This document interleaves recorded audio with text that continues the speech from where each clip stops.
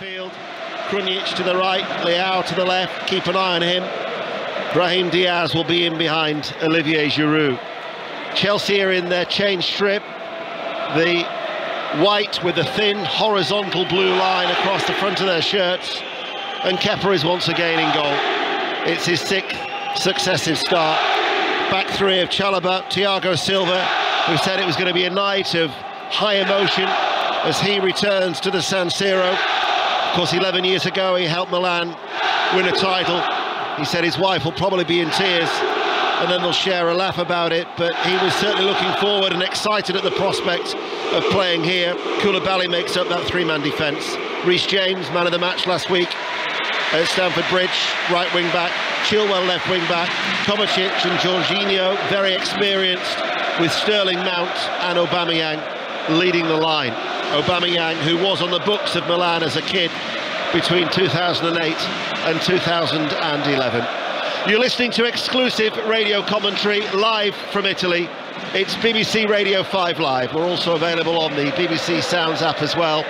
And Chelsea in this first half get us underway, and they'll be playing from left to right for what will be a test. But they were under real pressure last week in Group E. And Graham Potter, who's yet to taste defeat, is here knowing that if that record remains intact, then Chelsea, with games to come, away to Salzburg and then at home to Dinamo Zagreb, should be on course for the knockout stages. Rob Green. Yeah, they're coming into the game with confidence, but they're also coming in with the assurance that, as you say, if they do avoid defeat, then that head-to-head in such a tight group is one that really works in their favour. They're coming to just take the first few minutes, or opening minute of the game. Milan haven't had a kick of the ball yet. After the kick-off, won the ball back, and from there, just control the game. The referee is Daniel Siebert from Germany, who has just awarded Milan with a free kick, as he's just having a little talking to there to Mason Mount. Jorginho is also around, but there's been no action taken just as yet. A strange off-the-ball incident, which we didn't see, but Mason Mount, just an innocuous challenge with Tomori, and old teammates together, becoming reacquainted again. It's a strange decision by the referees in the opening minutes. Milan take a quick free kick, far side, Tonali, back to Brahim Diaz, the former Manchester City player, quite slight in stature, and as he runs down that far right touchline, Milan playing from right to left as we look. It goes out for a throw. Kalulu is the right back. He played in the central defence last week at Stamford Bridge alongside Tomori. As Kalulu, who stayed out wide, Calabria is one of the players who's still missing through injury. I think they're missing about 8 players through a combination of different injuries, as it's hooked up in the air by Chilwell on that far side, and Giroud's downward header is clattered away by Thiago Silva. Looking at Milan's formation, and they played in a 4-3-3 at the weekend, which is a rare change of formation from Pioli, the manager, and looking at it now, they stuck with it. Diaz wide on the right, Leao wide on the left, and that just allows Krunic and Tonali to get up a little bit higher to help Giroud a little bit more. Just needs that support. He was very, very isolated last week at Stamford Bridge, but Chelsea winning the ball back with a free kick and just slow the game down, quieten the atmosphere down. Koulibaly has hit the ball from deep inside his own half to try and send Aubameyang away, but Aubameyang was starting off from a position right of centre and had to run across towards that far side, and it went all the way across towards the left as Chelsea in all white play from left to right. As I noticed that Roberto Mancini, the Italian manager, is here watching inside this impressive arena, San Siro. 80,000 or close to it packed inside. Theo Hernandez comes forward, caught by Koulibaly. Free kick. The German referee once again isn't being swayed by this vociferous crowd A talking to Koulibaly, no action, but a free kick to Milan. Yeah, he picked it for booking early last week. Another rash challenge there. Theo Hernandez, the left back, eventually ended up inside right. This is what he loves to do. Makes marauding runs forward. He's a big loss for them last week and in recent games, so he's a key asset for them. Tonali stands over the free kick. It's midway through the Chelsea half. Chelsea have got quite a high line, just on the edge of the D to try and protect Kepa. Tonali lifts his left arm in the air, strikes it right-footed, arcing its way in. Hooked out by Mason Mount. It was delivered deep into that penalty area, wasn't it? There was two trying to get on the end. Really good ball, and Koulibaly making up for the error of the foul. Just got a touch on just enough. It was key. Milan have made a decent start here. Kalulu, interception from Jorginho. Won back by Benacer, who turns away from Kovacic. Now it's with Tomori, and it's a wasteful ball by Tomori, and he straight away apologises, raising his left hand. It was straight down the throat of Kepa, who throws the ball out. He's all in green away towards our left-hand side, and then Chilwell gives it away. Chelsea really yet to settle. Chilwell, though, wins it back. Koulibaly to Jorginho. Koulibaly to Aubameyang, tries to... Yeah, there's another foul, this time Aubameyang on Gavier. Chelsea at the minute, Rob, just can't seem to get hold of the ball. Well, the difference from last week is in this formation now with the 4-3-3, the two midfielders, the two higher midfielders for Milan can press on to Jorginho and Kovacic. And from that, they've just not got any time to control the ball, the game right now. So they realise that that's the threat of Chelsea. That's the key point. They want to bounce it into the two midfielders. They want to control it in there. They've got to stop it. So that's how they've changed, and that's how they've been that bit more aggressive off the ball in the opening minutes. Tomori up against Mason Mount. Teammate, of course, from his days at Chelsea, but still with England. Didn't really make his point, though, at Stamford Bridge last week. He was culpable, certainly, for the Aubameyang goal that he failed to cut out from that cross from the right-hand side. So it remains 0-0. Been playing for just over 6 minutes. What about Scotland's women at Hampden in that World Cup qualifier? Gavin Wallace. 0-0 at the moment after 4.5 minutes, and of course Scotland need to win better than Portugal. Portugal win better than Scotland tonight, then it won't be automatic, but at the moment Scotland need to win the game regardless. 0-0. Thanks, Gavin. That's actually, you can watch that on the BBC iPlayer. 5 Live final score tonight is available also on the iPlayer and the BBC Sport website, or as well as the BBC Sounds app if you haven't yet downloaded it. It's the Champions League. Tomorrow night we'll be at Ibrox. Tonight, San Siro. 2 great atmospheres guaranteed tonight and tomorrow as Kepa hits a diagonal ball. Reece James looking to attack it, heads it on. Mason Mount will give chase. Tatarusanu comes out of his penalty area, clears away downfield, and then Trevor Chalobah. This will be one of the biggest nights for Trevor Chalobah, won't it, as a young defender, Rob? Yeah, one of the biggest atmospheres. He's up against Leao, and with Diaz, Giroud and Leao, they're gambling. They're playing those three up front against the Chelsea back three. So it's a 3-on-3. When Chelsea have got the ball, they're saying, we're going to stay up high, we're going to press you high, we're going to be in your face. Chelsea are going to stay confident. Mason Mount was caught late by Theo Hernandez. The ball, though, is played forward up towards Aubameyang, and Gavier actually did well under pressure because it was a ball over the top. He had to wait for it to settle. He nudged it with his chest and then turned it behind for a corner kick. Well, he did do well. Initially, I maybe thought it was his arm. We might have had a look at it on VAR, but that's what they have to do, Chelsea, in the opening moments, because they are pressing on high. The space is in behind Milan. Milan suffered last week because they wouldn't go beyond Chelsea. They wouldn't go behind them, turn them. Sometimes it's a little bit ugly, it's a little bit painful physically. Just got to turn them. Corner kick on that far side. Mason Mount's just had a word with the referee as he rolls it in short to Chilwell. Back to Mount. Delivery is very, very low on the left. Break now for Milan. and it's with Leao. Feeds the ball from Benacer. They've got men over. Tonali now with a switch. He actually will reach Brahim Diaz. Sterling with the block. Chalobah heads it away. Popped up in the air then by Kovacic, and Chelsea had the white shirts back to deal with that threat. The counter-attack that was extremely swift. Now that's Leao in a nutshell. Can travel, can get over the yards, can really get into his stride, and they needed 3 passes to get into the Chelsea box, and they got 2 of them wrong. So Chelsea were fortunate. This is Kepa. Just wonder if maybe an object had been thrown whilst Mason Mount was preparing to take that corner kick, because he did seem to say something to the referee, but the German official just told him to get on with it, and the Milan supporters didn't seem to react too well to whatever Mason Mount was suggesting.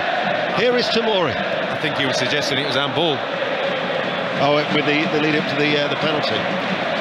Oh, to the corner kick rather. 0-0, 10 minutes play. BBC Radio 5 Live. Hope the atmosphere is coming through whichever device of the good old wireless, whichever you're listening to here on BBC Radio 5 live from Milan. Exclusive radio commentary here in Italy as Kalulu, short of the halfway line, far side the right. Back to Gabbia along the ground. Tomori has come out to this left-hand side. Theo Hernandez basically vacates his left-back spot and just goes infield. It's fascinating to watch, just watching him when Milan have got control of the ball, because he just wanders. He's just like, right, I'm going to play inside right now, I'm going to play as a number 10, I'm going to play as a number 8, and just wanders. And so as a Chelsea side playing against that, you just got to accept it and say, well, we'll hold a shape. Here is Sterling on the attack, held up by Benacer, and a well-timed challenge inside the penalty area as Sterling took a tumble and Benacer chips it forward. Koulibaly threw himself at it.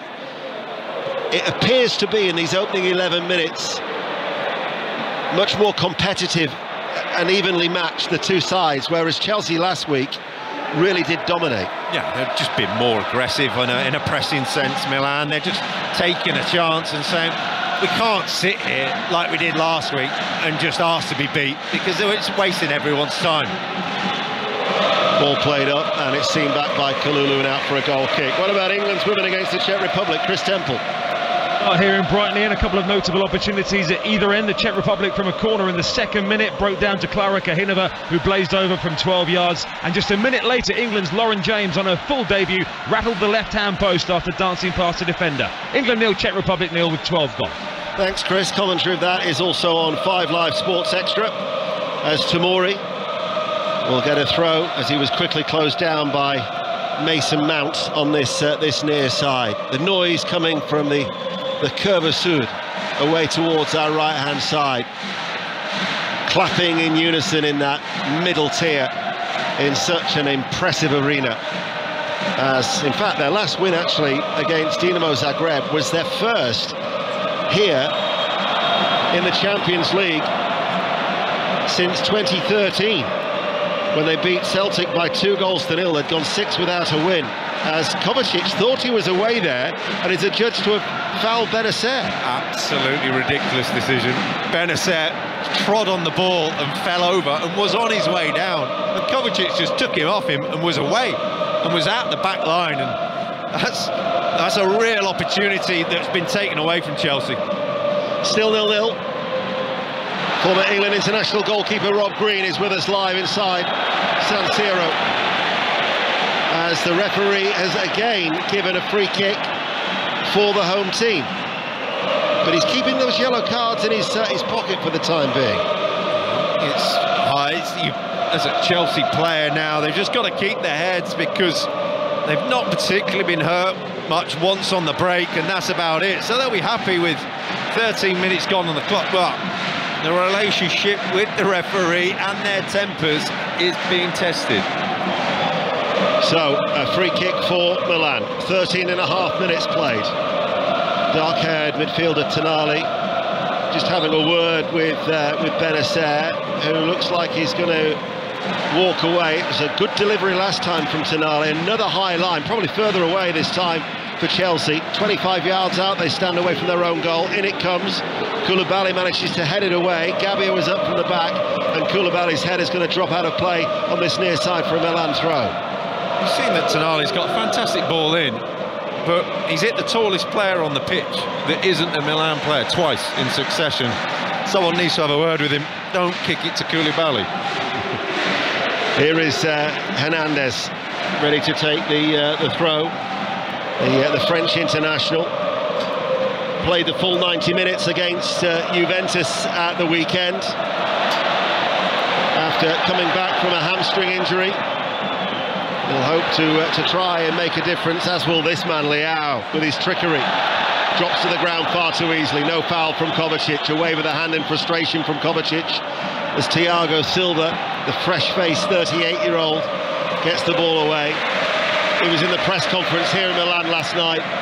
Rob, I sat probably 8 feet away from him. I was on the front row. It's hard to think that he's 38. He looks closer to 18. As Sterling's forward ball to Aubameyang cut out by a sliding Gabbia. He's got everything. Going to ask after the 90 minutes whether he still feels like an 18-year-old.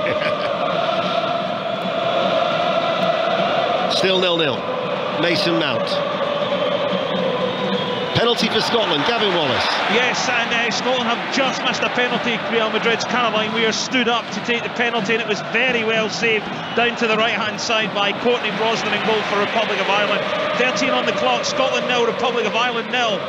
Dundee United are leading Hibs by a goal to 0 at Tannadice in the Scottish Premiership. Charlton are 2-0 up at home to Exeter in League One. Charlton without a win in 8. And Dinamo Zagreb 0. Salzburg 1 is in Chelsea's group. Salzburg, the Group E leaders, would take them to 8 points.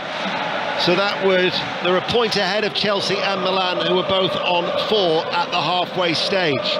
Chelsea have to go to Austria next time up. Leao's lost his boot.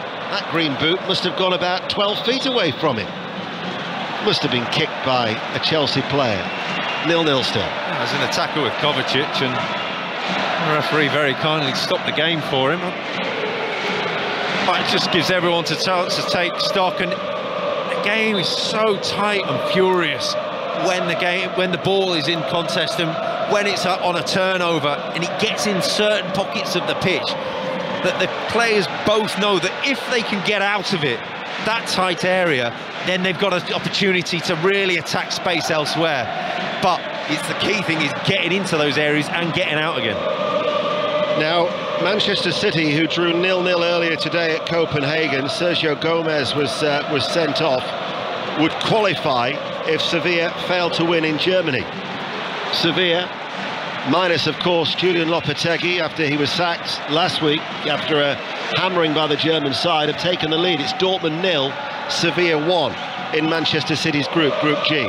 However, Manchester City already on 10 points. It's only a matter of time. Reece James slides a lovely ball in for Mason Mount. Mount with his strength holds off Tomori, and a penalty's been awarded. And Mason Mount, and it's a red card. It is a red card, and Milan are down to 10 men. And Fikayo Tomori, for a denial of a goal-scoring opportunity, has been sent off against his former club. He protests, but the German referee has shown him red. Chelsea have a penalty, and Milan are down to 10 men. And it is another miserable night for Fikayo Tomori. Massive decision in the game. It's the right decision on a penalty, because Mason Mount has got the wrong side of him. He's pulling back on his shoulder, and it's just enough that Mason Mount can't get into stride with the ball. It's a wonderful ball from Reece James, fed round the back of him, and he's not attempting to play the ball. So, in a penalty sense, if you're denying a goal-scoring opportunity and you're attempting to play the ball, you get given more leniency. There, it's just a straight pull on the shirt, straight pull on the shoulder. And yes, it's a clear penalty. It's decided it's a red card. That's a huge moment in the game, a huge moment in this group. Credit to Mason Mount for staying on his feet. He did actually try to get the shot away, but the referee's seen it. Of course, it will be checked anyway by Marco Fritz, who is on VAR duty, but Still the protests continue. Tomori still hasn't left the field of play. And the referee is surrounded by, what, 6 Milan players in their red and black shirts. A consoling pat on the back by Mason Mount to Tomori, whose arms are out wide, chuntering to himself. But Tomori has been dismissed. And Chelsea have the opportunity here, when it all settles down, to take the lead. As you say, what a moment and what a decision from the referee. Yeah, Tomori can't believe it. He can't believe that he's been sent off, but Chelsea got through that press. They got the player with a wonderful, wonderful right foot to play the ball, and he fed it through perfectly. And Mason Mount, credit to him, as you say, honest play, tried to step into the ball, tried to step through and strike it. Tomori is now still ranting at the 4th official, and he's been told this is not going to change. Get down the tunnel. It's Jorginho to take the penalty. His last 20 goals for Chelsea have all been penalties. His record is 25 from 29 spot kicks. Still the protests go on. Jorginho has to settle himself. The Milan crowd are furious. There's a laser pen being directed, a green laser pen to try and put off Jorginho. I can see it flashing there on the white shirt and on the pitch close to Jorginho. In fact, there's 2 green laser pens.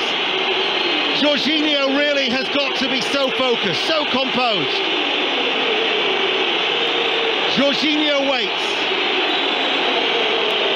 A cacophony of noise inside San Siro Stadium. Jorginho now scores for Chelsea. Right-footed, the keeper goes the wrong way, into the bottom left-hand corner low, and the 4,000 Chelsea fans high up in the gods celebrate, because Chelsea lead 1-0. Coolness personified. Jorginho wild in celebration now, but had tens of thousands of fans booing him, laser pens directed at him, objects being thrown at him, the megaphone going to try and put him off, and he steps up, he leaps in the air, the Jorginho hop, waits for Tatarusanu to go down, and rolls it in the opposite corner. He's got the nerve. So cool from Jorginho. Gave the goalkeeper the eye, sent it in the other way, and Chelsea lead by 1-0. An update from Switzerland now with Carl Roberts. We're into the second half of extra time. It's Switzerland 1, Wales 1. Looks like we're heading for penalties, and they should take note of Jorginho's composure maybe. Looks like penalties. Switzerland 1, Wales 1. Exeter have got a goal back. Charlton 2, Exeter 1 is the latest score in League One. Let's get an update from Celtic Park. Ronnie Forsyth. Well, we're midway through the first half. It's still scoreless here in the east end of Glasgow. Celtic playing without any defensive midfielders, and it shows in the possession stats, but they've had the best chance of the game so far, and it came after only a minute when an Abada cross was met with Maeda by a head flick that went just over the top. At the moment, Celtic 0, Leipzig 0. Milan are going to have to try and keep their discipline here, because Teo Hernandez barged off the ball by Kovacic, and he's clearly frustrated with the referee, who has made the right decision, but the Milan players now have got to be very, very careful they keep their discipline. I think Chelsea players as well. I think in the melee after the penalty decision that Mount and Giroud got booked. I'm not sure, we haven't had that confirmed, but from that, if I was Graham Potter now, I'd get Mason Mount off, because someone else is going to get sent off. We've already seen Teo Hernandez dive into what the advertising hoardings here below us off an innocuous challenge from Kovacic. They'll be looking for another yellow card, they'll be looking for another red card to even it up. It just needs to calm down on Chelsea's point of view. They've got the lead, they've quieted the crowd, they just need to calm it down on the pitch. Chelsea, though, are leading by 1-0, and we're midway through the first half here in Italy. England's women against the Czech Republic. Chris Temple. 0-0, 24 minutes gone here. Ian, England have really only carved out a couple of opportunities in the final third. Early on, Lauren James hitting the left-hand post, and just a moment ago, Lauren Hemp once again playing through the middle as a centre-forward, shooting tamely at the keeper from the edge of the penalty area. 0-0 between England and the Czech Republic. So at the moment, as Leao has gone down, and again howls of derision towards the German referee. Kalulu is filling in for Tomori in the centre of defence alongside Gabbia, and it looks like who's going to play now on that right-hand side? It's going to be Krunic, it seems, who's going to have to try and fill in for that void, to try and almost as a right wing back now. Yeah, he's playing as a right back. His sole job is that right-hand side of the pitch now. You've got Benacer and Tonali in the centre of midfield, and they're sticking with the three up front. It's up to Leao and Diaz to try, Brahim Diaz to try and get back in to help. They're going to tie it. If Chelsea get control of the ball, which they should do, and Jorginho and Kovacic start pulling the strings, the width is going to be there, the opportunities to get it, switch the ball will be there. They do it well against 11 players, so against 10 they should have an absolute field day. Graham Potter, who's only ever been to this stadium once before in his life, and that was as a spectator, all in black, arms folded down below in the technical area, looking to continue an impressive start as the Chelsea manager, as the games continue to come thick and fast. They lead 1-0. Aubameyang trying to get the ball out towards James.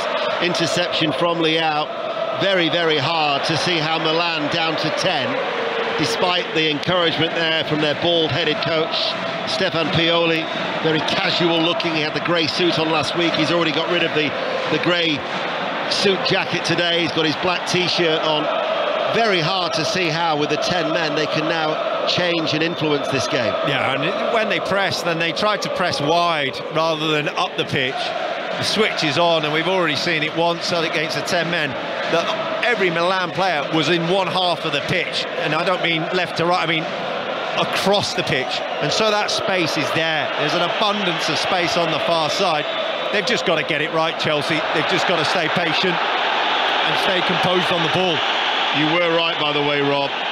Confirmation of that yellow card, well, two actually, for Giroud and Mason Mount in the fallout from what Milan believed was a contentious penalty award. But Rob Green, of course, impartial, despite finishing his career at Chelsea. It was the right decision as Tomori was sent off. Peterborough 2, Forest Green 1 is the latest score now in League One, as Theo Hernandez charges forward for Milan. Inside to Tonali. Brahim Diaz, right corner of the penalty area. Curls over the cross, free header for Giroud, had to score and didn't. Unmarked, plants the header wide. Chelsea will look at the defending, but Giroud, you would think, would bury that. Brilliant chance for Giroud, the sort of thing he's lived on for years and years and years. The header, middle of the goal, Chalobah switches off. It's good play from Theo Hernandez initially, but then to work it to the far side, a fantastic whip ball in. The goal's gaping, and he's just skewed it wide off his head, and they're not going to get too many chances as good as that in the 90 minutes. A free header that was squandered by the former Chelsea striker. 39 goals in his 119 appearances, and you'd have really fancied Olivier Giroud there to add to the 5 goals that he's so far scored this season. I'd have to question how he was afforded so much space. No, he just switched off. They got dragged over. They knew that Diaz wanted to cut inside onto his left foot and try and shoot or try and manufacture a chance, and that just dragged Koulibaly and Silva over.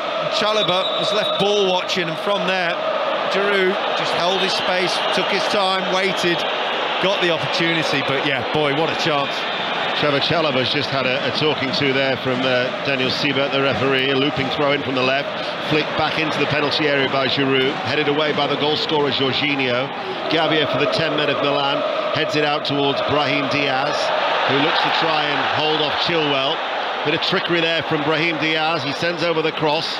There was Thiago Silva, right place, right time to head it away for the white shirts of Chelsea, who lead by a 1-0, as still the Milan supporters clapping away towards our right-hand side. The volume, a real din, a real racket. offering plenty of vocal backing. Throw from the right, Giroud again the target. Thiago Silva heads it away on the volley, struck back by Benacer. Sterling's header drops towards Tonali. Bit of a scrap for it on the edge of the area.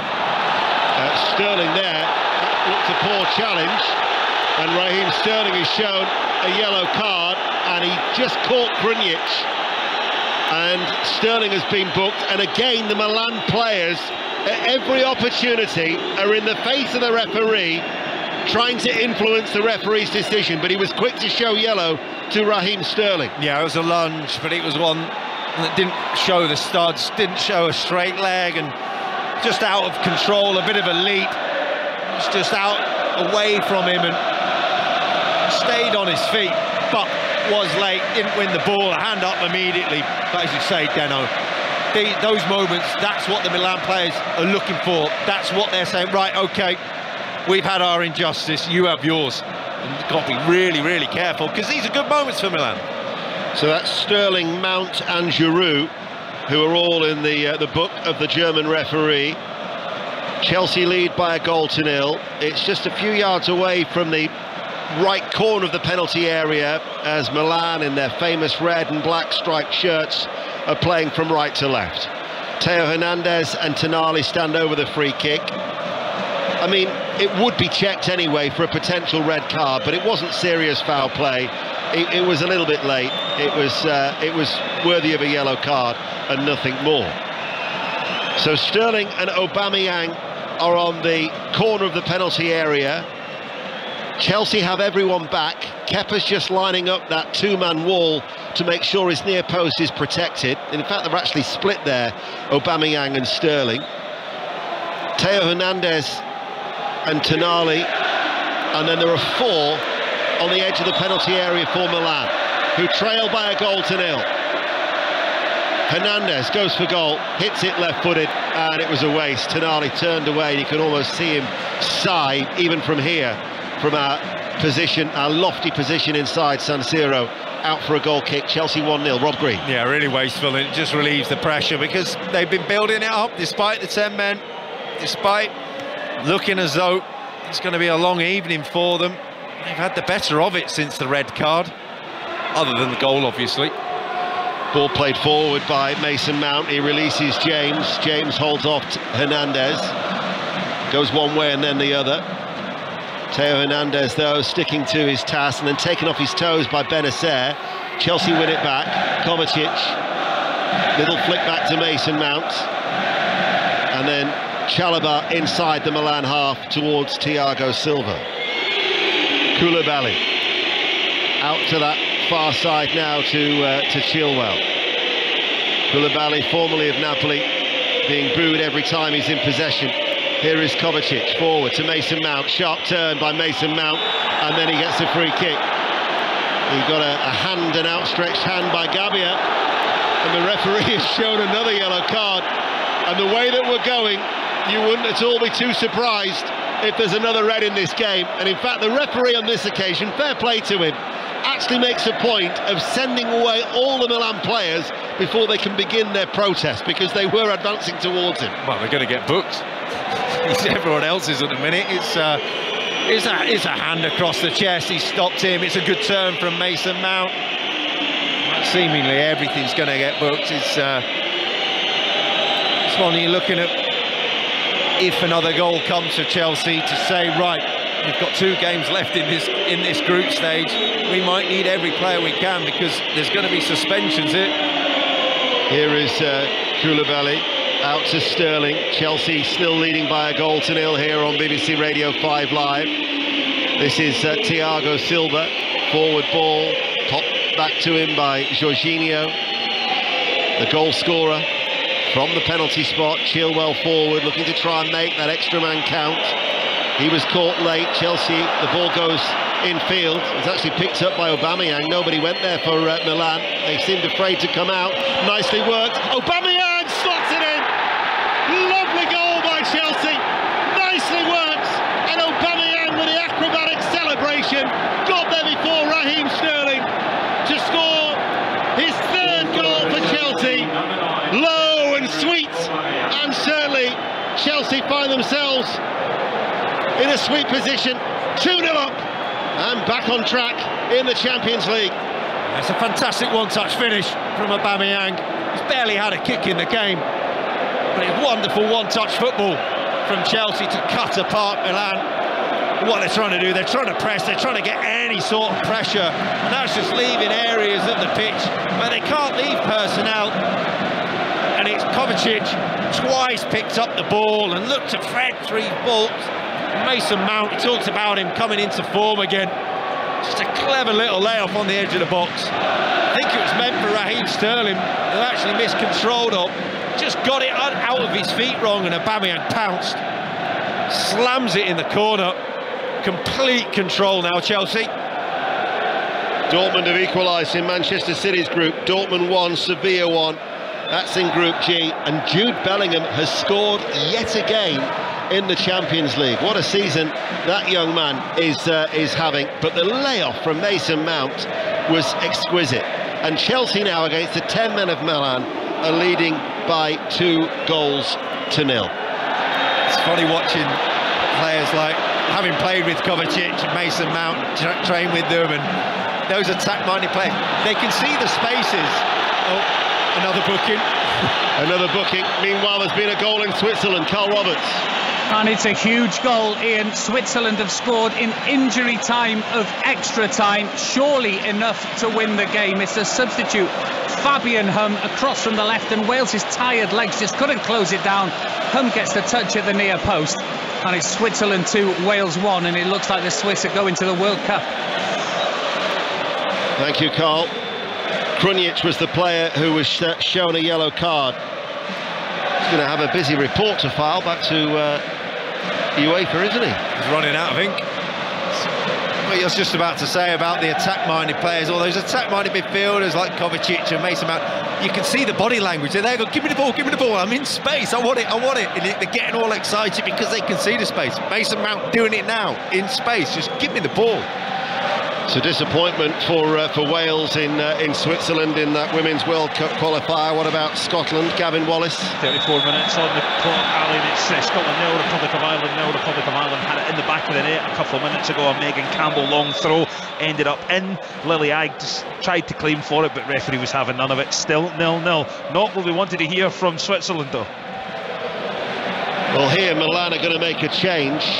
Brahim Diaz is the player who's going to be coming off, and it's going to be the American international Serginho Dest who's going to be coming on. Looks like he might have picked up a knock the way he's walking, Rob. Well, he looks very disconsolate coming off. It's either he's picking up a knock or he is a sacrificial lamb, which I think it is the case, jogging off now. Yeah, it's a shuffling of the pack for Milan. They really have. Whilst that substitution takes place, we'll go to Wigan. Chris Coles.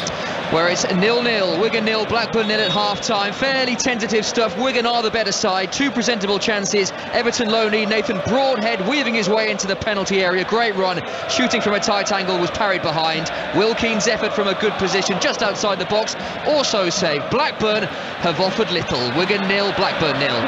Milan are on the attack. Benacer to Leao, who's been quiet up until now. Left-hand side of the penalty area. Leao waits, tries to cut in between 2 Chelsea players.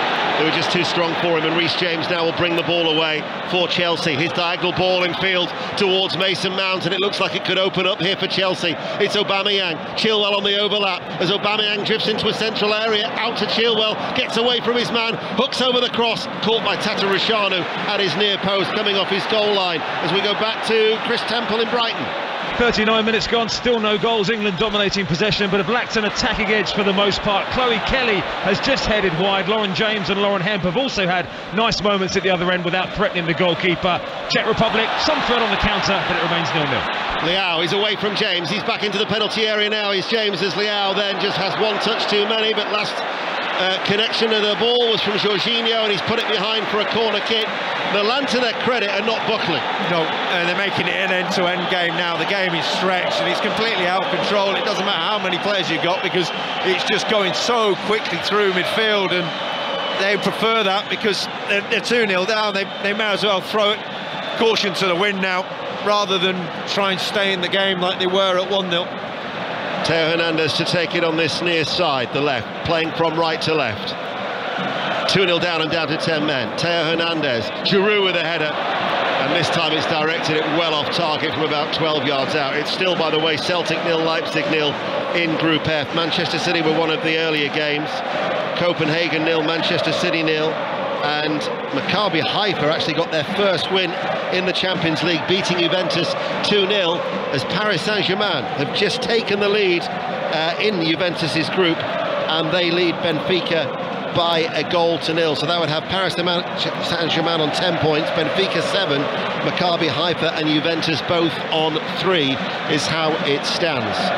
Chelsea and Salzburg are going to kick clear as far as Group E is concerned, ahead of their meeting in Austria in a couple of weeks, because Salzburg are leading in Croatia 1-0, and Chelsea here with Tomori sent off are 2-0 up. Aubameyang and Jorginho. What was your record like in training against Jorginho from the penalty spot? Did he save any? I got to save a couple. I think more by luck than judgment, and probably because he practiced about 1,000 against me. So just purely by number of percentage, I had to save 1 or 2. Well, it was his penalty, and he was so cool because everything was happening at the time when he put Chelsea ahead. Half-time at Tannadice in the Scottish Premiership, Dundee United 1, Hibs 0, looking to build on that resounding win against Aberdeen at the weekend. We got 5 minutes to go to half-time here. We're live, San Siro Stadium, Milan 0, Chelsea 2, 5 live, and the BBC sounds out. Tomorrow night, Kelly Cates presents from Ibrox, and there is another bonus edition on the road. We did one yesterday here in Milan. There's one looking ahead to Rangers-Liverpool with John Murray that will be available later on tonight from the usual outlets. But Chelsea very much now in control, and with a buffer of a 2-goal cushion as we edge our way towards the break. Looking here, and Leao has given up a bit trying to chase Reece James back. He's just holding his position in midfield and saying, well, I've got to come narrow rather than go wide. I've got to leave Reece James out there. I think Reece James has got him in his pocket. He spoke after the game and said he's one of the best that I've come up against, and he's just left him alone now. Reece James has got the freedom of this right-hand side, and Chelsea have got an out ball whenever they want to against the 10 men of AC Milan. Here is Koulibaly inside to Raheem Sterling. Mount had made a run through the middle. Instead it goes out wide to the right to James, who chips it towards the far post and just screws it a little bit further wide and deeper than he maybe would have wanted, and it goes out for a goal kick as the flags, the numerous flags in that middle tier away towards our right hand side continue to fly. They continue to generate the noise, but for Milan, these back-to-back defeats against Chelsea really could prove to be quite damaging as far as their Champions League campaign is concerned. Last season they were back in the Europe's elite competition for the first time after a 7-year absence. They finished bottom in a group that contained Liverpool, Atletico Madrid and Porto. The taxi driver I was speaking to yesterday was realistically saying he knows that Chelsea are going to get top spot. He believed that they were fighting with Salzburg for second runners-up to try and advance to the knockout stages, but they have got a lot of work to do as the ball is from James, looking for that run in behind by Aubameyang, and it's Aubameyang right-hand side of the penalty area who waits. Chelsea still lead by 2-0, and back now to James at a walking pace. James inside to Kovacic, and Chelsea just keeping the ball. Back to Switzerland, Carl Roberts. It's all over in Zurich. Switzerland 2, Wales 1 is the final score. Switzerland qualify for the World Cup, and Wales's wait for a place at a major tournament for the first time goes on. Disappointment for Wales. There'll be more reaction to that at half-time with Emma.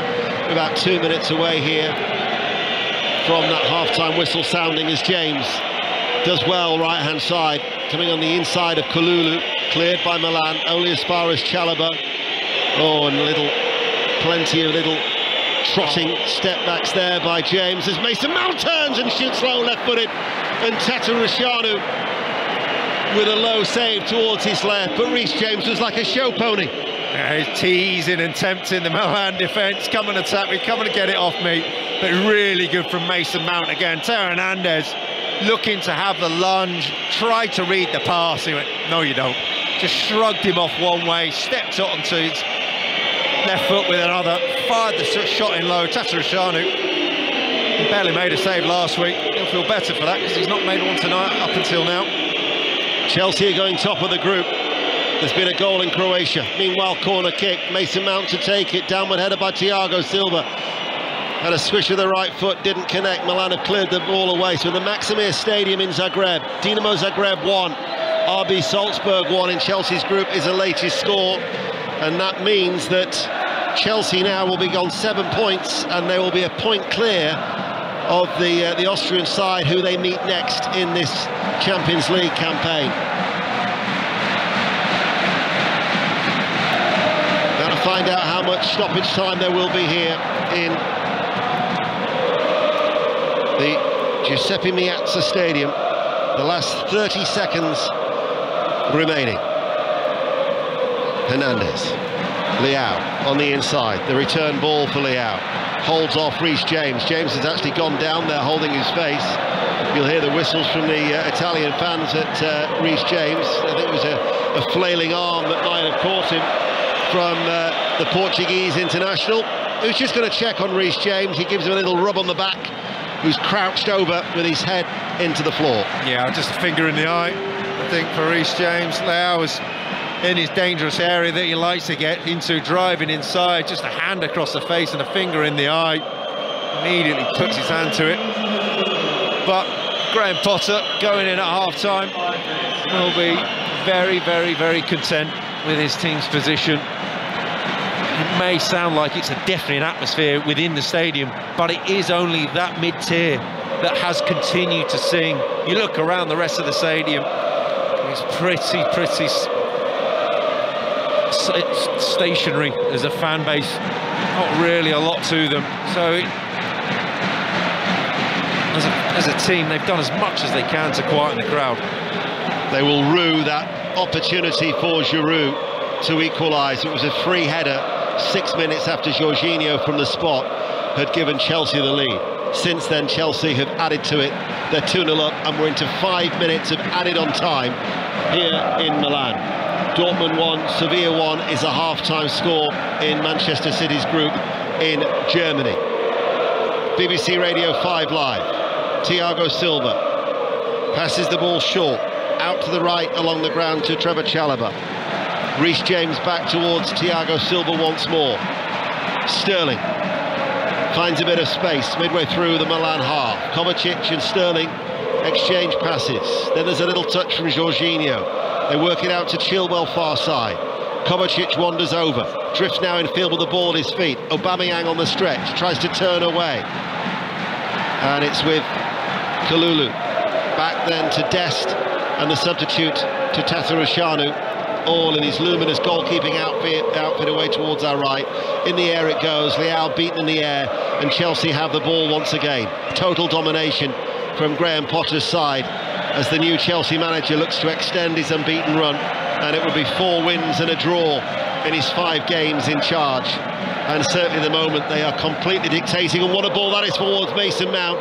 Mason Mount just keeps finding those little areas in between the two central defenders. You can see the relationship between him and Kovacic. He came for the second goal, but Kovacic is there, go there, go there, go there. And eventually he's pointing in the space, and between them they get excited because they know where the space is coming. They just got to wait for that time for the right pass, and it nearly came off again. Here is Aubameyang on the right-hand side.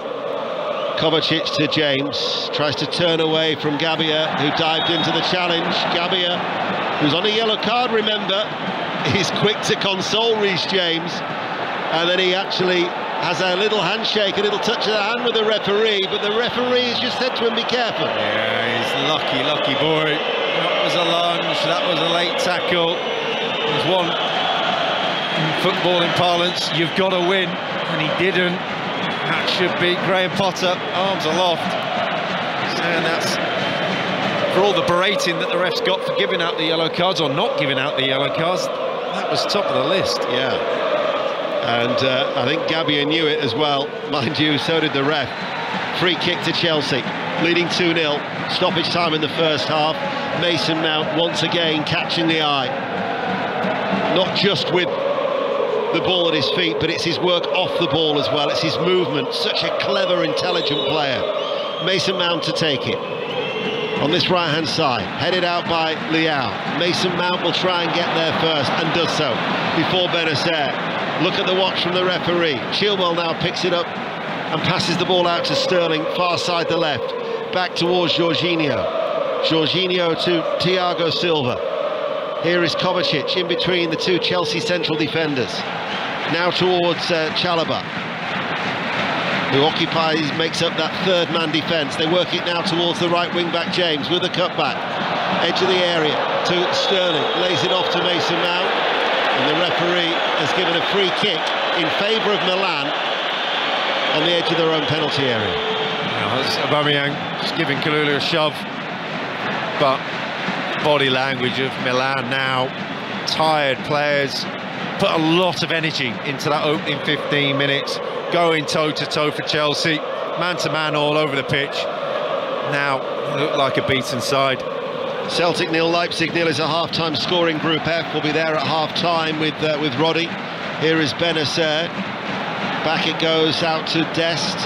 Kalulu is now playing in the centre of defence. A little bit off balance, chips it forward. The flick headed by Leao didn't quite come off to reach Giroud. The attack breaks down and Kepa plays the ball out. And there is the half-time whistle, where Chelsea lead by 2-0. But the reaction from the Italian supporters here is aimed towards the German referee, Daniel Siebert, who made that decision to send off Tomori for a foul on Mason Mount, dismissed for a denial of a goal-scoring opportunity from the resulting penalty after Tomori was dismissed. Jorginho converted it.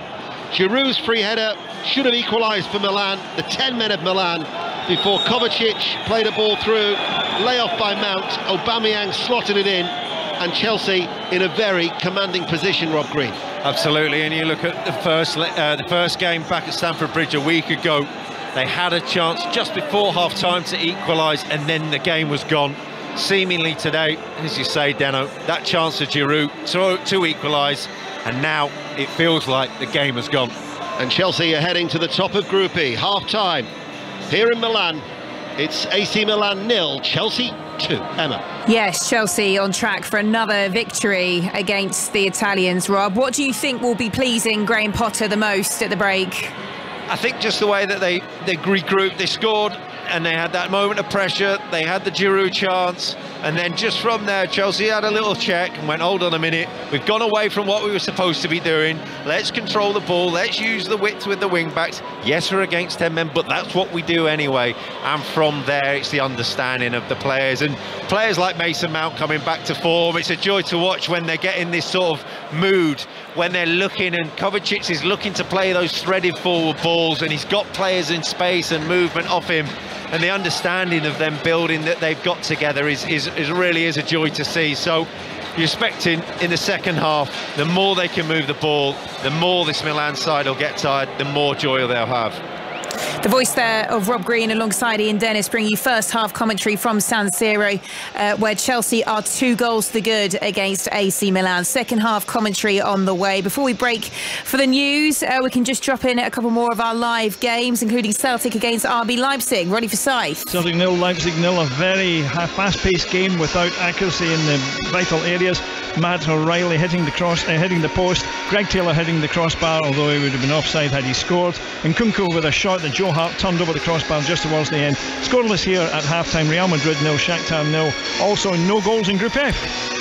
Plenty of women's football tonight as well. The Lionesses in international friendly action against the Czech Republic on the south coast. Watching this one, Chris Temple. Half-time 0-0. Emma, England pushed on strongly at the end of the half, but they couldn't force their way through. The final product has been short of the quality needed to unlock a resolute Czech defence. But if Reece James wasn't otherwise engaged playing for Chelsea in San Siro tonight, I'm sure he'd have been enjoying watching his sister Lauren's full international debut. She's probably been the pick of the England players. She struck the post after 3 minutes, but the fact the crowd went for the mobile phone light show after 30 minutes probably gives you an idea as to how much goal threat there's been. Chelsea's Czech attacker Katarina Svitkova has shown some nice touches, but the Czechs have been sporadic in their threat, rather tepid on the attack. A near full house here at the Amex, yet to see a goal. It's England 0, Czech Republic 0. Chris, thank you. Just a reminder, you can hear the second half in full of that game over on 5 Live Sports Extra. Sticking with women's international football, Gavin Wallace is watching Scotland women in their World Cup qualifier against the Republic of Ireland. Yes, Emma, 0-0 half-time here at Hampden, and Scotland had a really good chance in the 14th minute. Caroline Weir with a penalty. It was really poor, to be honest. She went right and it was far too easy for Courtney Brosnan, who saved pretty well. We had the ball in the net on the 37th minute, though. Esther Sobel, the referee, adjudged the Megan Campbell long throw not to have touched Lily Agg on the way in. And then 5 minutes from the break, we had a trio of chances for Ireland. And to be honest, Sophie Howard done exceptionally well. 2 cleared headers off, and then Lee Alexander with a great save keeps it at 0-0. However, Scotland need to win by 3 or more now after Portugal winning 4-1 earlier on this evening. 0-0 at Hampden. Gavin, thank you. You can watch that one right now on the BBC iPlayer. And earlier on in Wales World Cup qualifier, well, things didn't go to plan. Carl Roberts, what an emotional roller coaster this one was. They ended up losing 2-1 to Switzerland in extra time, so aren't going to the World Cup. They're not. I don't know where to start with this. Absolute heartbreak doesn't do this defeat justice. They were seconds away from penalty kicks in Zurich in this World Cup playoff, and the home side won it. Fabian Hum, the substitute, got the goal at the near post. 2-1, the full-time score after extra time. The Swiss qualify for the World Cup. Wales have never been this close to the World Cup, but it won't be any consolation to them. There was desolation at full-time, players in tears on the field, and you can understand why. The story of the game, it was 1-1 after 90 minutes. Rhiannon Roberts put Wales ahead after 19 minutes, but Romana Bachmann made it 1-1 a minute before half-time. In the second half, Switzerland missed a penalty. They had 2 goals chalked off for offside by VAR. They should have scored 3 in extra time. Wales looked exhausted, and you've got to say the fatigue told in the end. They couldn't hold out. Hum's goal won it. Switzerland are off to Australia and New Zealand next summer, and Wales heading home to Cardiff. Carl, thank you. Yeah, a cruel end to their World Cup qualification campaign for Wales, beaten by Switzerland this evening. Also time to dip in to the latest from the Championship tonight. Wigan against Blackburn Rovers. Chris Cole, didn't sound like a festival of football last time we were with you. No, Emma, you can say that again. We're 10 minutes into the second half. It is 0-0. At least the excellent Wigan pies aren't disappointing. That's all I can say. Perhaps an indication of how poor Blackburn were in the first 45 minutes, though. The change is made by John Dull-Thompson at the break. Tyrese Dolan, Callum Britton and Sam Gallagher all on to inject life into what was, well, a fairly insipid first half display. Wigan were marginally better. Some improved finishing needed if they're to win at home for the first time this season. But with 10 minutes played in the second half, it can only get better. Wigan 0, Blackburn 0. Yeah, still plenty of time to make sure that pie isn't the highlight of your evening, Chris. Back to the Champions League. And earlier on, 10-man Manchester City missed a penalty. That was Riyad Mahrez, and then had a goal ruled out as they were made to wait to reach the last 16 of the competition by Copenhagen. They will still qualify for the knockout phase of the competition if Sevilla fail to beat Borussia Dortmund in their game that's going on tonight. And the score in that one is currently 1-1. Let's find out then what else has been going on around Europe with John Bennett. John, what are the standout scores so far and the results from the earlier games? Well, as Deno was saying, Chelsea top of their group as it stands, because in the other game in their group, it's Dinamo Zagreb 1, Red Bull Salzburg 1, Ljubicic equalising for Dinamo Zagreb, who also had a goal disallowed. In Celtic's group, Shakhtar Donetsk 0, Real Madrid 0. Low-key game. Shakhtar haven't had a shot yet, but they're holding on against Real Madrid. In Manchester City's group, as you said, Borussia Dortmund 1, Sevilla 1. The equaliser for Jude Bellingham. 4 in 4 now in the Champions League this season for Jude Bellingham. What a campaign he's having. And last but certainly not least, in Group H, Paris Saint-Germain 1, Benfica 0. This game overshadowed by the news pre-match that Kylian Mbappe reportedly feels betrayed by the club and wants to leave in January, just months after signing a new deal. That's completely denied by the club. The sporting advisor Luis Campos spoke about this before the game. Guess what? Kylian Mbappe scored the only goal, a penalty after Bernat was fouled. And it was a normal celebration as well, Emma, but I'm sure we'll hear hear more about that after the game. It's Paris Saint-Germain 1, Benfica 0. John, thank you. John, back at full time. That'll be after 10 o'clock to wrap up tonight's European competition action. Second half commentary from San Siro on the way, where Chelsea lead AC Milan by 2-0. We'll also be looking ahead to Rangers against Liverpool tomorrow night on 5 Live Sport. But now we'll get the news on 5 Live. That's with Matthew Bone. Listen on BBC Sounds. This is BBC Radio 5 Live. The Chancellor, Kwasi Kwarteng, has insisted his government is relentlessly focused on economic growth as he defended his tax-cutting plans. The Bank of England has again stepped in to buy up government debt amid fears of a sell-off following the mini-budget last month. Mr Kwarteng will present a taxation and spending plan at the end of the month, and the senior Conservative backbencher Mel Stride says the Chancellor needs to consider all options.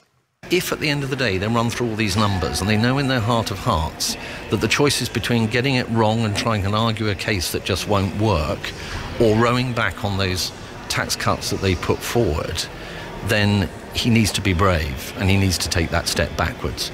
The prime suspect in the disappearance of Madeleine McCann in Portugal in 2007 has been charged with unrelated sexual offences by German prosecutors. The man, who's 45, is already in prison because of a separate rape conviction. Russia has carried out more missile strikes across Ukraine hours before G7 leaders held an emergency meeting to discuss the conflict. The western city of Lviv and Zaporizhzhia in the south were both targeted. Buckingham Palace has announced that the coronation of King Charles will take place at Westminster Abbey on Saturday the 6th of May. It'll see the King crowned alongside the Queen Consort Camilla. And in the last few minutes, it's been announced that the star of the US TV series Murder, She Wrote, Angela Lansbury, has died. She was 96. The 3-time Oscar nominee had a career spanning 8 decades across film, theatre and television. F1. The checker flag is out, though, for Max Verstappen. Verstappen comes across the line, takes the checker flag and wins the Japanese Grand Prix. Oh, big look-up from Leclerc. Has he overcooked it? He has. Leclerc's off. Leclerc's off at the final corner. Bounces back onto the circuit. Holds the position. Gets a big slide. Perez tried to get past him, but Leclerc blocked him. F1. Get reaction and analysis from the Japanese Grand Prix with 5 Live's Checkered Flag podcast. Yeah, luckily we got the race.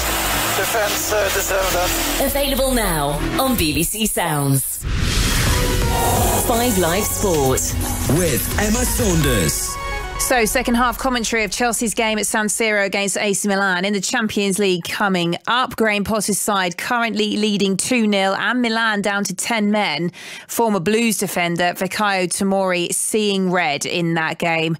And there's more action tomorrow. Rangers against Liverpool is our commentary game in the Champions League on Wednesday night at 8 o'clock. Jurgen Klopp has spoken before the game, reflecting on Liverpool's loss to Arsenal at the weekend.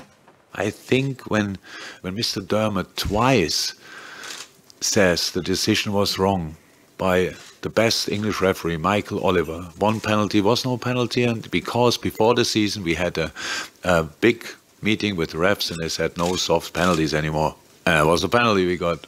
So then we saw the season already which kind of situations we had for handball, and there were penalties with exactly the same situation, but not in this game. But Mr. Dermot, not to forget, thought, yes, this is a penalty. The first goal, how I heard now, of Arsenal was pretty likely offside. We just cannot find out because the camera was not there or the angle, whatever. I don't know exactly the reason. But when I saw the picture, I thought it's obvious that Saka came back from the offside position. So now we talk about this game, and about 100%. We conceded silly goals, especially the second one in the first half. But between the first and second goal, we played again against the team in form in the league, a really good game. And then there happens a penalty, which was not a penalty. And from that moment on, we had to chase the game, and Arsenal could counter-attack, and they had obviously then better situations. That's all true. We lost it in the way we lost it. And now it's difficult to judge. So what do we miss in this specific game? Just the right ref decisions would have been helpful, and then we can judge the game. John Murray joins us now, and John, pretty clear that Jurgen Klopp was pressed there by some of the refereeing over the weekend, but actually away from that bigger picture and looking ahead to what he's got coming up, Liverpool's squad is running quite thin, isn't it, to say the least? Yes, I'm actually at Ibrox speaking to you now, still inside the stadium. I know there's live action at Celtic Park and Hampden, so it's all happening in Glasgow tonight, but Ibrox's turn tomorrow. And yet Jurgen Klopp was talking to us here inside the stadium in the last hour or so. We heard from Giovanni van Bronckhorst a little earlier on. But yes, the reflections on what happened on Sunday, but still, quite a sort of defiant tone from Jurgen Klopp of how he felt about what went right and what went wrong at the weekend. He also said, to lose 3 players in that match, which they have. Luis Diaz, he says that he says actually it could have been worse. He's picked up this knee injury, but it's not great. Luis Diaz out till it looks like maybe the new year. Trent Alexander, that's going to be a fortnight perhaps, he said, with an ankle injury. He thought that might have been a little longer. And Joel Matip, it's a muscle injury he's got. Jurgen Klopp said he would be out for not too long, but it's clearly a blow to be without those 3. Although Andy Robertson is back in the squad. He's only just really come back to training, but he will be in the frame here at Ibrox for tomorrow night, the Scotland captain. Well, any losses for Liverpool only going to be Rangers' gain, aren't they? How much do you expect this to impact a Liverpool side who, they're being kicked whilst they're down, really, aren't they? Yeah, but, if it's anywhere near as comfortable as it was for Liverpool at Anfield against Rangers last week in the first match in the group between the two of them, then, Liverpool will be looking at being in a strong position by the end of tomorrow night and on the brink of the last 16. However, as we said last week, it might be different. It might be different here at Ibrox. Remember last season in the Champions League, in the Europa League, Rangers went through the knockout stages unbeaten here. That was, a big part of what they did in getting to a European final. But of course, the Champions League has been a step up for them this season. Played 3, lost 3. Rangers so far in the group, yet to score a goal. And actually, Giovanni van Bronckhorst was quite realistic about their prospects, talking more about, trying to get themselves into a position whereby they would still have European football in the Europa League after Christmas. John, thanks very much.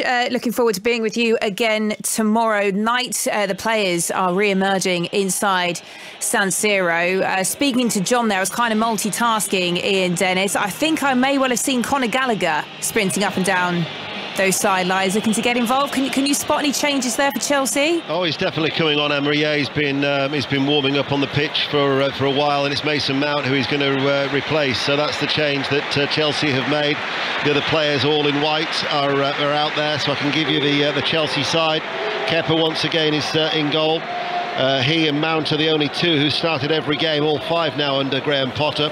Back 3 of Chalobah, Thiago Silva against his former club Koulibaly, with Reece James and Chilwell as the wing-backs right and left respectively. Kovacic and Jorginho, with Gallagher coming on for Mason Mount, who's gone 14 games without a goal. But his first half performance again, just highlighting how important he is for Chelsea and for England with the World Cup 40 days away. Sterling and Aubameyang complete that Chelsea lineup. So Milan in their black and red striped shirts and black shorts in the second half will be playing from left to right as the German referee Daniel Siebert gets us underway, and the 10 men of Milan after Tomori's sending off in that first half. Tatarusanu is in goal, Dest at right back, Kalulu and Gabbia the 2 central defenders, Theo Hernandez at left back, Tonali and Benacer in the midfield, with Leao who's on the left, and then Krunic and Giroud. But a really tall order here for Milan to try and get themselves back into the game, because if Chelsea keep their discipline and keep their concentration, the 3 points Rob Green are going back to West London. Absolutely, and you'd imagine it'd be an absolute disaster for it not to do now. Kepa in that first half wasn't tested with a shot. I think in the half-time team talk he'll be saying, well, let's keep it that way, because other than that Giroud header, they've barely had a chance. And now with the 10 men, Chelsea can control it, and they can be aggressive off the ball in the press. They've got very little to scare them with. I'm thinking, other than Leao, it's not a lot. Olivier Giroud looks like a tired figure, and just before half-time they look like a really tired team. Well, as for Mason Mount, heavily involved with a couple of assists in that win against Wolves at the weekend. He won the penalty that was converted by Jorginho that led to the sending off of Tomori. It was his layoff which was vital in the build-up for the Aubameyang goal, and then he tested Tatarusanu with a crisp, low effort that the Romanian goalkeeper managed to turn behind. But it's Jorginho, lovely forward ball towards Ben Chilwell, who goes and stumbles on the edge of the area, flags up anyway. It'll be offside against Ben Chilwell. It'll be a free kick to Milan. As those Chelsea fans, 4,000 of them, who've made the journey here to this beautiful city in Milan, look down from high up in the gods, high up away towards our left-hand side. They are seeing their side, as it stands, go to the top of Group E, as Kepa, all in green, away towards our right, plays it out towards Chilwell, who did well, off his chest, back towards Koulibaly. Look for the return then from Sterling. Down onto his knees he goes, scrambling for the ball. Milan take a quick throw as it goes in their favour to Giroud. Lifts it across towards Leao, who gets himself in front of James, but James is back quickly goal side and forcing the Portuguese international away from the penalty area. Leao with his hair tied up. Now towards Benacer. Dest and Benacer, a couple of square passes between each other. 5 Live and BBC Sounds here inside San Siro Stadium. Here is Tonali with a cutback. Might fall towards Giroud. Excellent defending by Thiago Silva. It was an outstretched leg by Kepa that almost presented the ball towards Giroud. That was a bit of a scare. It will give the Italian supporters hope. It's one of the few times. But on the counter-attack, it's Aubameyang to Gallagher, who holds up the ball in the central area and waits for some support. Jorginho sprays it out along the ground towards Reece James, who trundles his way forward. Jorginho to Kovacic. Kovacic 30 yards out from goal. Now along the ground, left corner of the area, finds Chilwell. Sterling lays it behind him. Kovacic forward ball. Gallagher with his back to goal. Chelsea passing the ball around rather crisply. Here is Jorginho once again. Chalobah comes forward. We know he can score from distance. Thought he was going to do the same. Instead he passes it forward to Gallagher, who goes round the goalkeeper and hits the side netting. Right-hand side of the 6-yard box, right-footed side netting goal kick. Chelsea still 2-0 up. Well, a brilliantly timed run. And a great ball from Trevor Chalobah that found him, and he did everything right. Took it round the goalkeeper, but he had a really acute angle. Had an inch to hit, just couldn't get his foot round it. And there's just a warning shot before that if you're not on your mettle from the start there, Chelsea. Ben Chilwell's a little bit slow to come out. Tonali made the run behind him. It was one of the few occasions they actually got behind the Chelsea defence, and Kepa didn't know what was behind him and reacted by sticking out a leg and hoped that Thiago Silva was there in the right place at the right time, and for the millionth time in his career, I'd imagine, he was. Well, it's quite clear now, isn't it, that Kepa is the #1 goalkeeper in the eyes of Graham Potter. Yeah, there was just a little moment there before that Milan got a good press on, and they laid the ball back to Kepa, who fired a ball into Ben Chilwell, and who's on the halfway line. He didn't go above head height, and that there, I think, for Graham Potter, is the difference in the two keepers. Here is Jorginho coming forward, carries the ball to the edge of the area, out to the left-hand side. Chilwell with a cross, stretching header by Gabbia, on the volley, down into the ground by Reece James, and it bounces wide and out for a goal kick, and another chance for Chelsea, who still lead 2-0. Now, wing back to wing back. Once again, we've talked about it before the game, but Ben Chilwell knows that he just stands the ball up at the far post. Reece James is arriving, doesn't get there directly, but he knows he gets a strot away, but it's not a good one. Slaps it into the ground, and they'll keep creating the chances just because they've got the width, just because they've got the movement. The noise is still so impressive inside this stadium, despite the fact that Milan are 2-0 down. When we were recording our video outside the ground for the 5 Live socials, the social media, the amount of people, some 2.5–3 hours before kickoff, that were gathered outside this iconic ground was incredible. A goal in the Championship, Chris Coles. Without a home win this season, but Wigan have the lead in front of their fans. A tale of two Merseyside loanees. Blackburn's Tyler Morton on loan from Liverpool. Horrible error, dispossessed by Will Keane in the area. His shot well saved, and there was Nathan Broadhead on loan from Everton to tap in. Wigan 1, Blackburn 0, 73 minutes played. Yet to win at home this season, Wigan Athletic. Here is Sterling. Chelsea are leading by 2-0 on a mild night in Milan. It's a clear sky as well. You can make out the full moon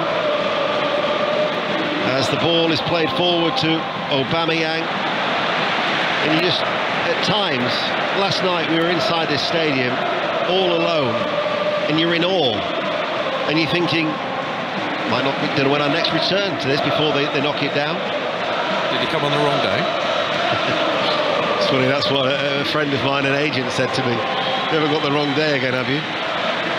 Here is Chilwell to take the corner kick, because the plan is for 2027 for both Inter and Milan to be in a new stadium about 500 metres from this existing site. Chilwell with a corner kick. It's a deep one down towards Thiago Silva, cleared away by Dest, but straight away picked up by Chilwell once again, running back towards the halfway line. Here is Sterling. Chilwell switches play from left to right. Reece James takes it on the chest.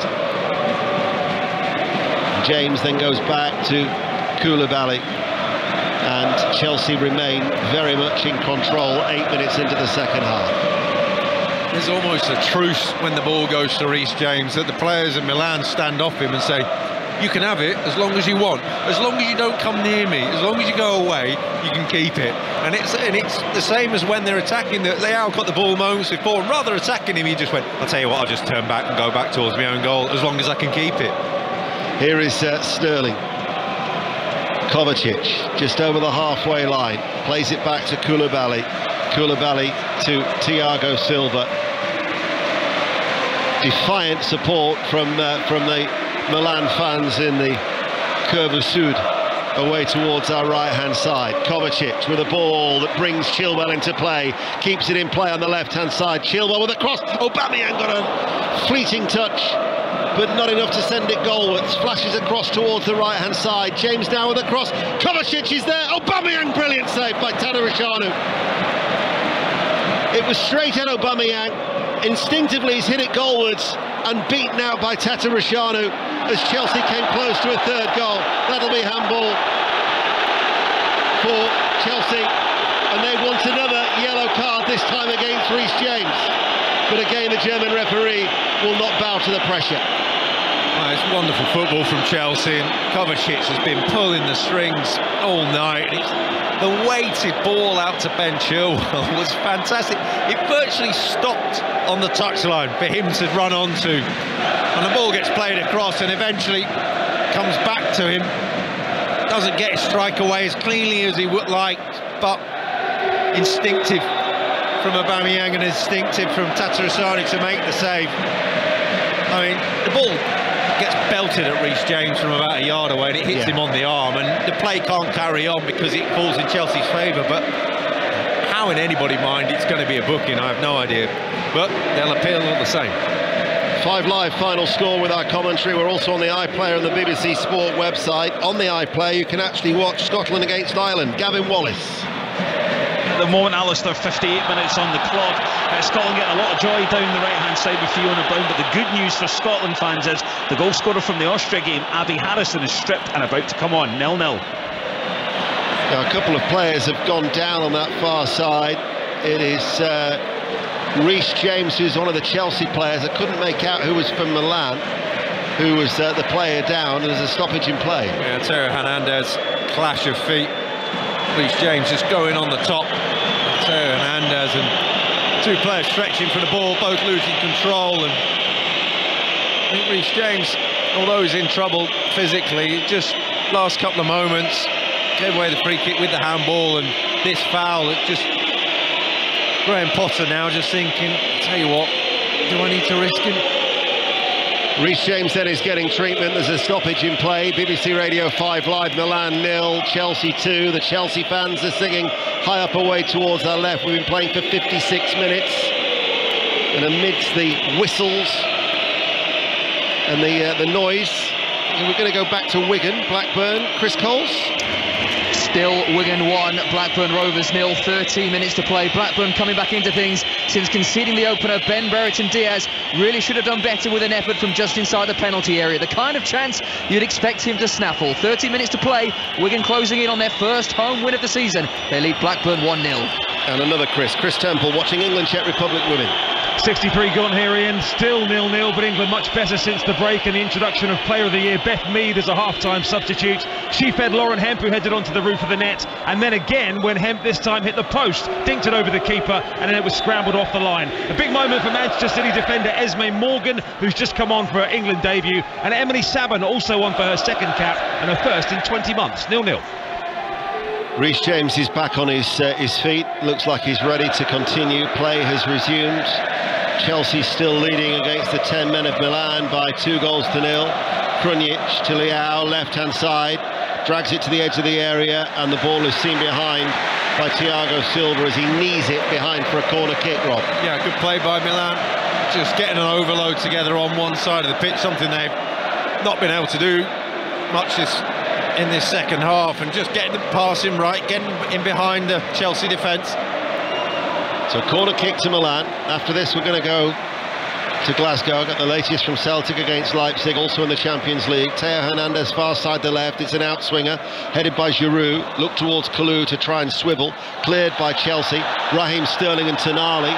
Raheem Sterling, it's almost like he was clawed down the face by an outstretched hand by Tonali. It'll be a Chelsea throw, which is signalled by the assistant referee on this near side. So Celtic-Leipzig, Roddy Forsyth. Astonishingly fast-paced game in the east end of Glasgow, but it's still scoreless after 62 minutes, with O'Reilly having hit the post and Taylor having hit the crossbar. But it took a big save by Joe Hart from Willie Orban just a few minutes ago to keep it at goalless. And remember, of course, Shakhtar were leading Real Madrid in Poland last time we heard.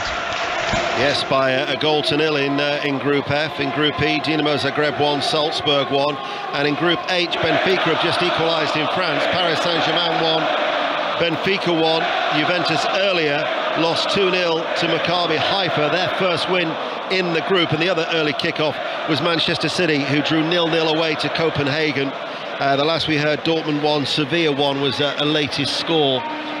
So Manchester City on course to qualify for the knockout stages. Milan will have work to do in their 2 remaining games after these damaging back-to-back defeats against Chelsea, unless something dramatic happens here in Milan, with live and exclusive radio commentary from Italy here on 5 Live, as Leao goes on the outside of Conor Gallagher, quickly faced by Reece James, goes on the outside, delivers the cross. Tonali can't get there. Dest might pick it up, and Dest flashes the ball away. It was a chance, but they're still yet to have a shot on target. Big chance, and it fell to the wrong player. Dest coming onto it on the far post, the man who's not played much at all this season. And Leao down the left-hand side finally gets away from Reece James, opens up his legs, gets the ball across, eventually falls to Dest. Very little confidence over the ball. Reece James has gone down again. He's struggling. Which, when you get the change is going to have to be made, that's been signalled by the referee. He did have treatment moments ago. Listen, you've been at a World Cup. You were there with England in 2010. We're 40 days away today from Qatar. We've just heard from John Murray at half-time that is reported that Jurgen Klopp in his press conference has said that Trent Alexander-Arnold is going to be out for 2 weeks with an ankle injury.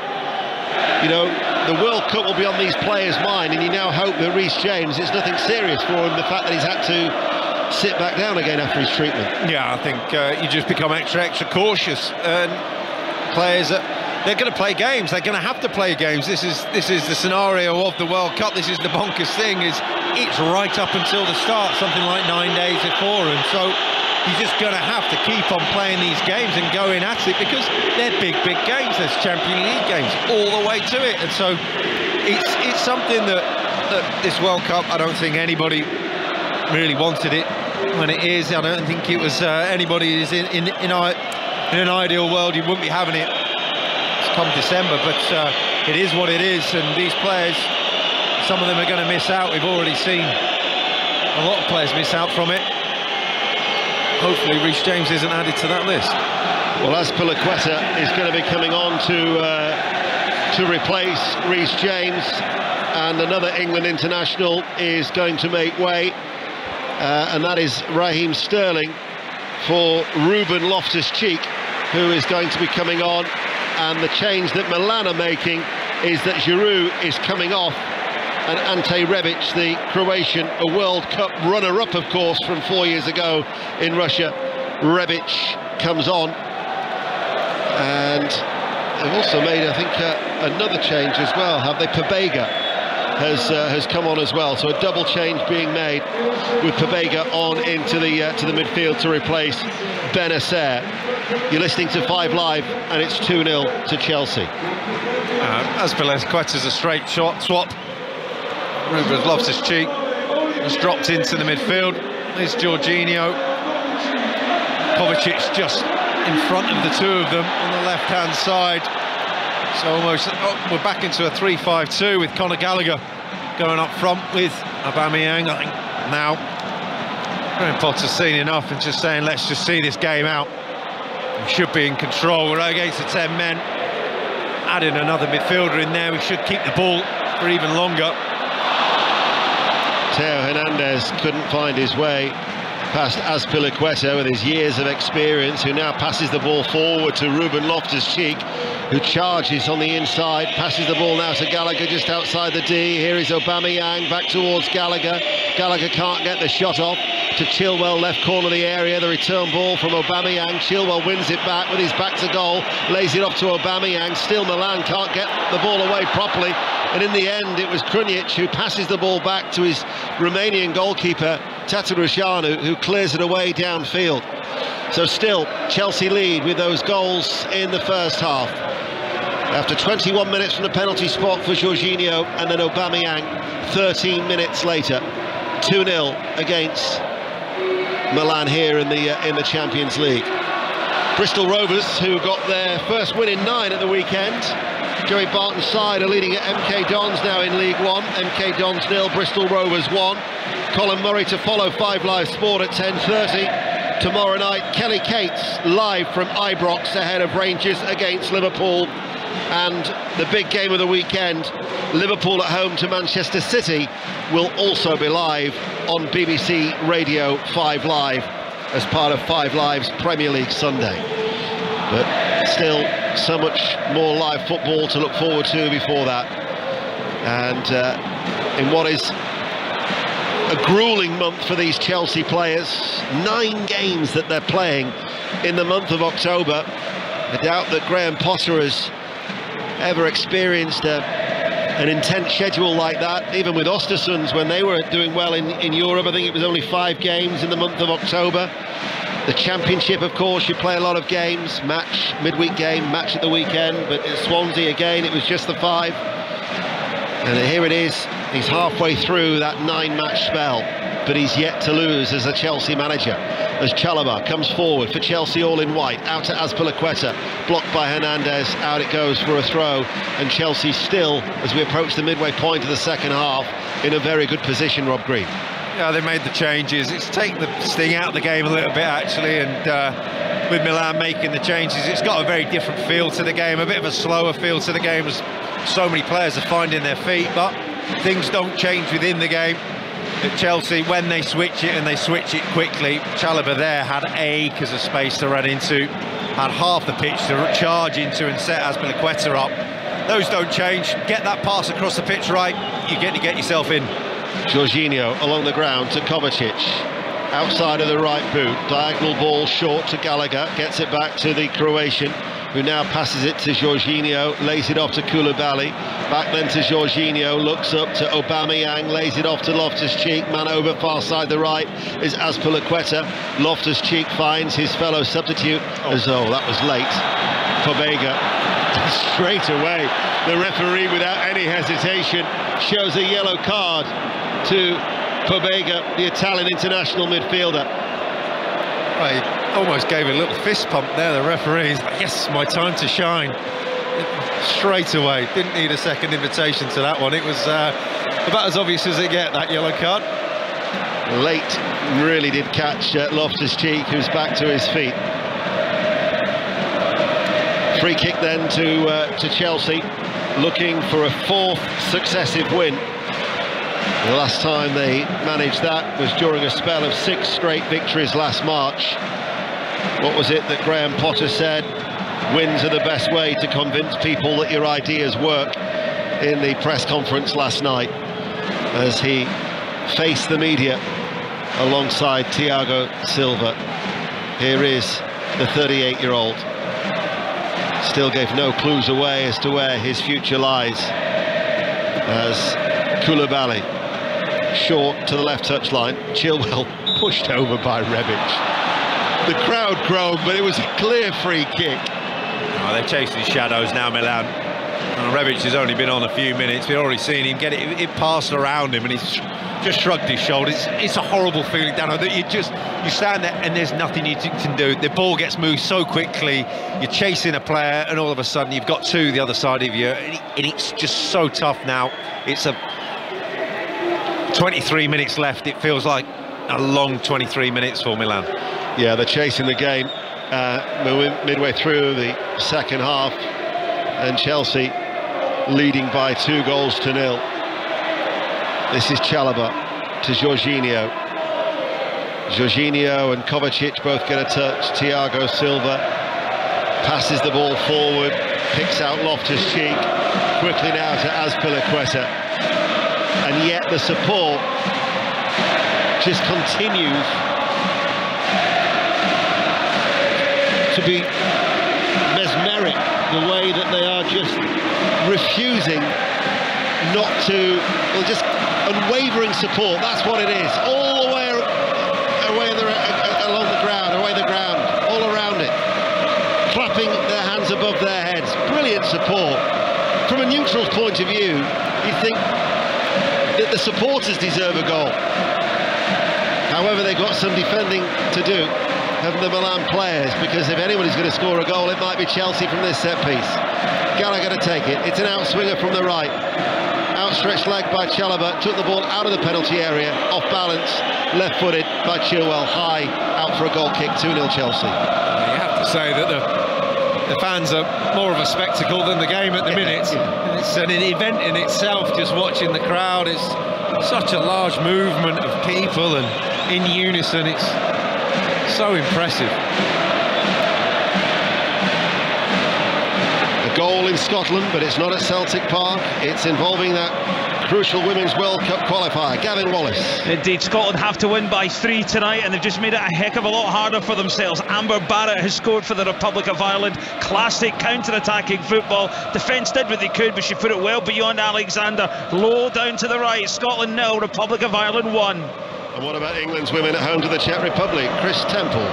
Knocking at the door repeatedly, Ian. They've had 2 efforts back off the post. We've just had a lengthy stoppage for an injury to the Czech defender Gabriela Slicova, who fell awkwardly and had to be stretchered off. But Czech Republic held USA to a 0-0 draw earlier in the year, and they're doing the same to England here with 14 minutes left. Commentary of that, thanks Chris, is on Sports Extra. If you've just turned on to BBC Radio 5 Live and you're listening to a buoyant atmosphere here in Milan, and you're thinking, oh dear, are Chelsea behind? No, because Chelsea are comfortable against the 10 men of Milan, and they're leading by 2-0. But there's still nothing to quieten this Milan crowd, as Chilwell just plays it forward to Aubameyang, being tracked by Kalulu. Back to Kovacic. Inside now to Jorginho. And then he spreads it to Trevor Chalobah, who sees an area of space and he runs into it, and he's shot on the run. The referee was looking to his assistant referee to see if it took a deflection. It didn't. It'll be a goal kick. So Chelsea, as it stands, are going to go top of Group E, and when they travel to Salzburg, they'll be playing for top spot, it would seem then, Rob. Yeah, you'd think, looking at it there from that, Graham Potter took over. It's a job well done, and a point would be a handsome point. against Salzburg, because you fancy them at home in the last game. So 4 points from those remaining games, and as you were saying, with the Milan fans thinking it's a chase between Salzburg and Milan for that second spot, and they'll be happy with the night's work and this 2 games work against Milan. Tonali dispossesses Aubameyang, now runs away from Jorginho. Charlton Athletic have got a 3rd goal at the Valley in League One. Charlton 3, Exeter City 1. That'll be a first win in 9 for Ben Garner's side, as Theo Hernandez runs into Jorginho. Theo Hernandez has stayed down. The 10 men of Milan come forward. It's with Krunic and Rebic, and then Rebic's forward ball not taken in his stride by Krunic, cleared by Jorginho.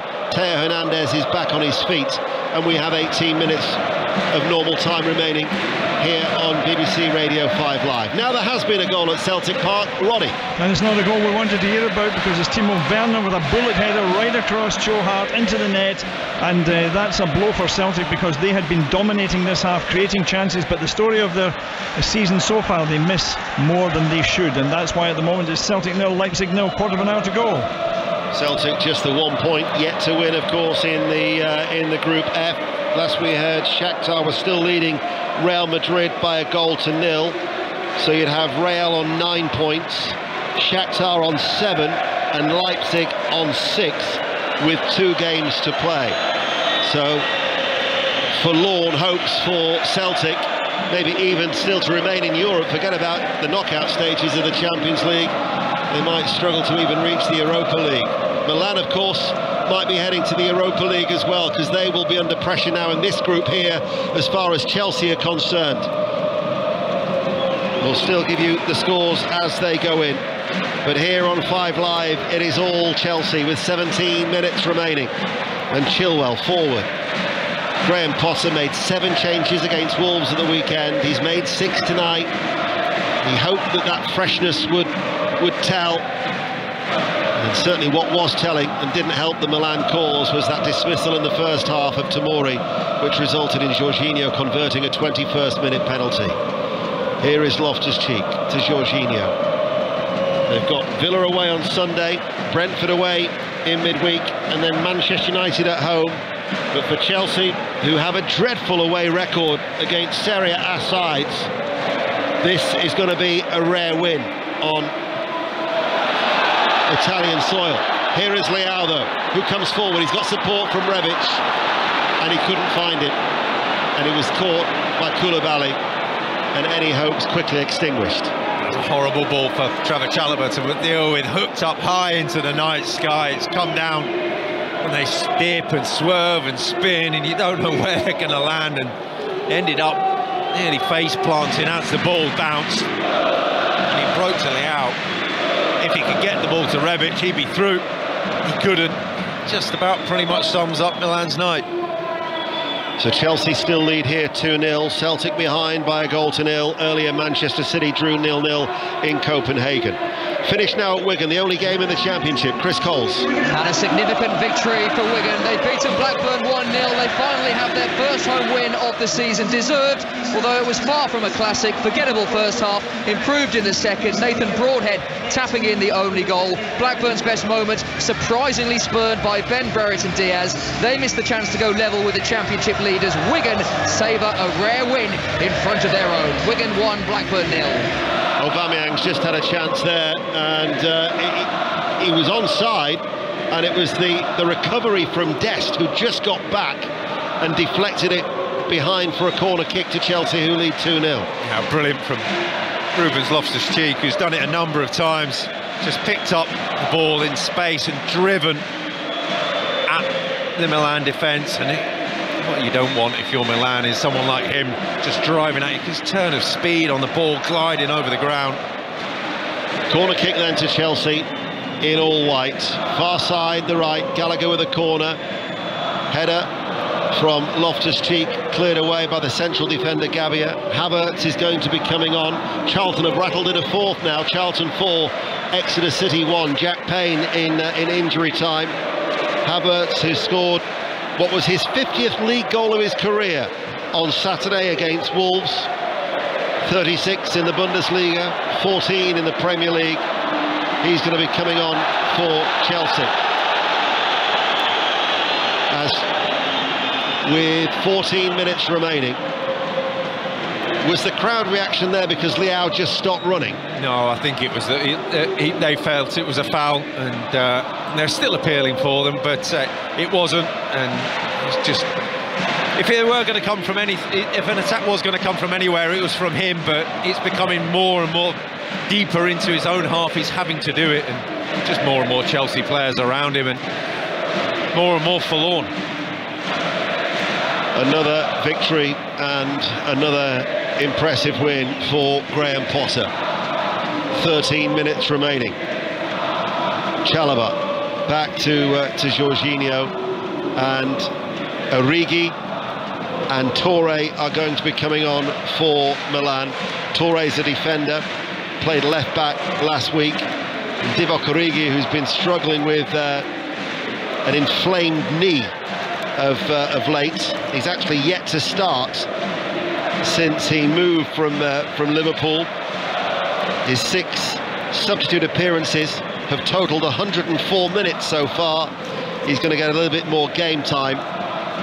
He made little impression last week when he came on at Stamford Bridge, Divock Origi. Yeah, well, I'm not sure he'll be thankful for this time as either, because he's just going to be chasing around after the ball, and if Chelsea do score from an attack, it's going to be from 1,000 passes, 1,000 cuts, because the ball hasn't gone out for about 2 minutes, and they've just kept the ball continuously, just moving it across the pitch back and forth, and it's the continual adjustment for the Milan players, the continual shuffling that they're having to do, that eventually it takes its toll on you as an outfield player. Here is Gallagher, the voice of Rob Green, the former England international goalkeeper. He'll be out with us in Qatar in 40 days' time for our comprehensive World Cup coverage. As here is Chilwell, and the 4,000 Chelsea fans are now doing the Olays, as Chelsea are just keeping the ball, and Milan, a beleaguered Milan, are chasing shadows. And it's the whistles now from the Milan supporters, because their side are getting a footballing lesson here, not helped by the fact that they're down to 10 men. But it is all Chelsea. Tonali left one a little bit late there on Jorginho, and he's getting a stern talking to, and that was just frustration, I think, from the midfielder. They just wanted the game to stop for a second. They just wanted the subs to come on to give them a breather. They've been running around after the ball for about 3-4 minutes there. It's a long time. It's a big pitch when you're down to 10 men. It's horrible. Aubameyang is coming off, and Kai Havertz comes on to replace him. And as for Milan, Theo Hernandez is being replaced by Touré, and then the other player to go off is Leao, to be replaced by Divock Origi.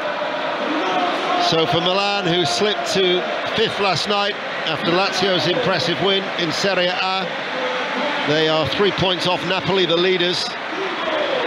They've got Verona away at the weekend. I'm sure with the amount of injuries that Stefan Pioli is having to contend with, wouldn't want a breakdown for Theo Hernandez, so he's just going to make sure that some of his key players are back fresh. He doesn't have the same level of resource that Graham Potter has available at his disposal. And Chelsea, with 10 minutes remaining, are in a really, really good position here, leading by 2-0. As many of the 80,000 inside this stadium are now just heading towards the exits, for which there are many in this vast stadium. And Leipzig, through Forsberg, have got a second goal. We'll get news of that from Roddy. Here is Gallagher, who turns on the edge of the area, nods it down into the path of Kovacic, and dispossessed by Krunic. Potential break on for Milan. It's 2 against 2. Koulibaly's trying to get back to make it 2 against 3. The ball goes out wide. This is Rebic. Rebic on the edge of the area, and everybody was back there. So many white shirts back. Jorginho. Here is Dest, who comes on the inside of Kovacic, looking for the return ball from Pobega, and Thiago Silva effortlessly passes the ball out to Chilwell, who stumbles and doesn't put the ball out of play. Rebic now has it right-hand side to Dest. trying to dance his way through two white shirts. Cross from Pobega, cleared away by Thiago Silva. So Roddy Forsyth at Celtic Park. Yeah, well, it's all over, you would imagine, for Celtic, because Leipzig have scored a second, and this time it was a substitute, Emil Forsberg, who came on almost from the same angle that Werner had scored with his header a few minutes earlier. He drove the ball past Joe Hart. Celtic do have a chance through Giacomakis. Oh, he drives, it's beaten out, and so too is Moyes' attempt. That's been the evening summed up for Celtic. Celtic 0, Leipzig 2. Exeter have got a goal back, Charlton 4, Exeter 2, and it's finished at London Road. Peterborough United have beaten Forest Green by 4 goals to 1. That's 5 straight wins now for Peterborough. As for Chelsea, it'll be 4 consecutive victories under Graham Potter. And we have 8 minutes of normal time remaining here for what is a rapidly deserting San Siro Stadium. Kepa just caught across there, harmless ball, hopeful more than anything into the box, and I think that's the first time he's used his gloves in the second half, and Milan still yet to have a shot on target in the game. It sums it up. Ball over the top towards Havertz, couldn't control it as it dropped onto his left foot. It squirted away and out behind for a goal kick. There is one area of the stadium that isn't being deserted, and that is that middle tier in the Curva Sud, Milano, that banner that just drifts up in the air with a gentle breeze on a mild night. Some of them are bare-chested, a lot of them are wearing the all-black, the ultras as they were, rather sinister looking from afar at Stamford Bridge for the first 3 or 4 rows back last week in West London. But that unwavering support continues in that area of the stadium. I don't think they're allowed to leave. 7 minutes remaining. Chelsea 2 goals to the good. Tatarusanu, the goalkeeper. Only his 4th appearance with Mike Maignan, who's out injured. Calabria, Kerr, Florenzi, Salamakers, De Catalara, Ibrahimovic. Dundee United, by the way, have beaten Hibs by 1-0. That's finished at Tannadice. Celtic 2-0 down at home to Leipzig. Manchester City earlier drew 0-0 in Copenhagen. The 5 Live Football Daily will have all the reaction from all 3 games in the Champions League. And there is, of course, that bonus episode from John Murray and co in Glasgow ahead of tomorrow night's commentary, where Kelly Cates will present from Ibrox, Rangers against Liverpool. But here, with some 6 and a bit minutes remaining, Graham Potter will be extremely satisfied. He hasn't quieted the crowd, but they will leave Italy and fly back to London with 3 valuable points. Yeah, really good evening's work. It's gone according to plan, according to script, aided by the decision for the penalty. And just off the back of that, thinking you had that list of injuries that Milan have, and Tomori suspended now for the future games, plural. Yeah, they're Zagreb, as Chelsea are attacking, is their next match in the Champions League, while Chelsea travel to Salzburg. German referee has given a free kick in favour of Milan at the edge of their penalty area. It's going to be a rare defeat. They've only lost once here in their last 16 games at home, and that was to Napoli, that ended a 14-match unbeaten run. Certainly no disgrace to Napoli, league leaders of Serie A, and absolutely flying both domestically and in the Champions League. As Tatarusanu goes downfield with 5 minutes remaining with a clearance, headed back by Loftus-Cheek. And as well, looking as Gallagher kicks the ball away, and he's shown a yellow card. Just needed, silly really for Gallagher to get involved in that. No need. Gets a well-received round of applause, does the referee, from the home crowd. And I think it's fair to say that over the 2 games, this hasn't been the Milan that won the Serie A title last season. The way that they've been taken apart systematically, but also the way just the 11 that they haven't been able to put out, really, that it's not been a fair fight in many respects. No, in that sense it was the perfect time for Chelsea to face Milan, although with Tomori he hasn't had a good return against his former club. Disappointing last week with several mistakes, one that led to a Chelsea goal and then sent off here tonight in the first half. So 4 minutes of normal time remaining, but Chelsea, that win last week against Milan was their first clean sheet since the opening day against Everton. Now all of a sudden, when Graham Potter's saying, yeah, it's been a good week, it's going to be a third successive clean sheet that, as a former goalkeeper, Rob Green, can only breed confidence. Absolutely, and I think Chelsea's built recent success on the clean sheets, but also 9 goals as well, where they have been wasteful. They've struggled to create chances, and they haven't had people to take them. In the last 3 games, they've certainly had that. Not 9, is it? It's 8. Maths was never a strong point.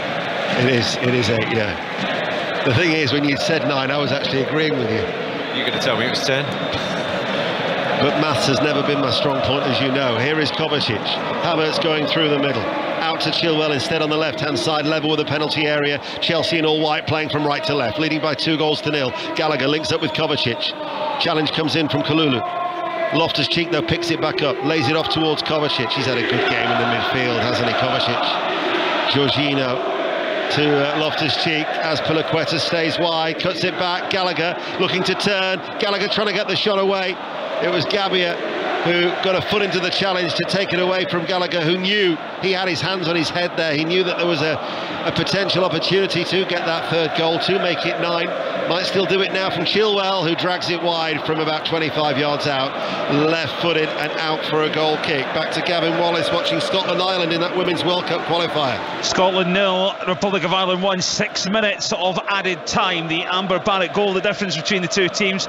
Can Scotland get 3 goals the next 6 minutes? Well, we'll tell you then. Scotland 0, Ireland 1. Had it been 3-0, then that would have actually equalled Milan's heaviest home defeat in Europe. That was the scoreline when they lost to Lille in the Europa League in 2020. As Cucurella is going to be coming on in the last couple of minutes here for Chelsea. As the flags are out once again and flying away. There must be at least 20 in the various sections of that end away towards our right-hand side, as Tonali was shown a yellow card for a challenge on Chilwell. I've actually lost count of the amount of yellow cards now that the German referee has shown tonight. Chilwell's going to be coming off anyway to be replaced by Cucurella. He's back on his feet and he acknowledges the strong travelling support from Chelsea. 4,000 of them high up away towards our left-hand side. Real Madrid have equalised in Poland against Shakhtar Donetsk. So actually, from a Celtic point of view, who were 2-0 down at home to Leipzig, that would mean that Shakhtar are still within Celtic's reach to try and maybe get a Europa League spot. Shakhtar would be on 5 points, Celtic on 1. Still a lot of ground to make up with 2 games to play. Antonio Rudiger with the equaliser in injury time. And that now, that was a crude challenge from Toure, and he's been shown a yellow card as well. Well, that was another absolute stonewall yellow card. He's not been on long, but he didn't want to chase back there. He just thought, I'll tell you what, I'll just kick you instead. Piliqueta took the blow, moves on, but as the Chelsea tonight. Stefan Pioli, he's 57 a week on Thursday. If he gets as many cards for his birthday as the referee tonight has brandished, I would imagine he's a very, very happy man. Oh, talking of birthdays, it's Mark Chapman's birthday today. It's in his 50th year. He's not turned quite the big 5-0, but many happy returns to Mr. Chapman, although I doubt that he's actually listening to 5 Live tonight. 4 minutes of added on time. Divock Origi charges forward for Milan, left-hand side of the penalty area. Origi gets the shot away, and it's saved by Kepa at his near post. We'll go to Ronnie, Celtic-Leipzig. Celtic 0, Leipzig 2, and those goals coming from Timo Werner and Emil Forsberg. Forsberg came on as a substitute. They were scored from almost identical positions. Werner with a bullet header across Hart, and from the same angle Forsberg with a shot. That certainly puts Celtic out of any contention for this. At the moment, with Donetsk and Real Madrid still playing but drawing, it's Real 10 points, Donetsk 5. Leipzig jump up to 6 points, and poor old Celtic forlorn at the bottom of the group, 1 point.